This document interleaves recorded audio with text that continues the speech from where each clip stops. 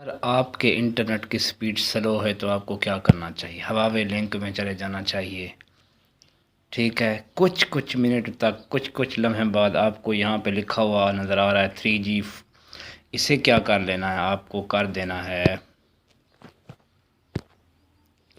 Net work میں جا کر،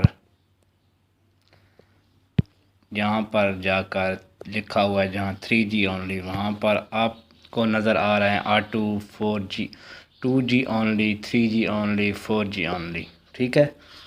اونلی جو ہے نا، اس کو ہٹا کر آپ آٹو پر بھی لگا سکتے ہیں۔ آٹو پر لگانے کے بعد آپ کی انٹرنیٹ کی سپیڈ بڑھ سکتی ہے، لیکن کبھی کبھی ایسے ہوتا ہے کہ سپیڈ نہیں بڑھتی، تو آپ کو کیا کرنا ہے؟ آپ کو دوبارہ اس کے اوپر واپس آنا ہے اور آپ کو دوبارہ 4G پر ہی رہنا ہے۔ 4G کی سپیڈ ضرور ہوگی۔ آٹو پر بھی مسائل بہت سارے آتے ہیں، دیکھا سپیڈ 6 کچھ KB کی آ رہی ہے، تو آپ کو کیا کرنا ہے؟ آپ کو کرنا ہے 4G اونلی۔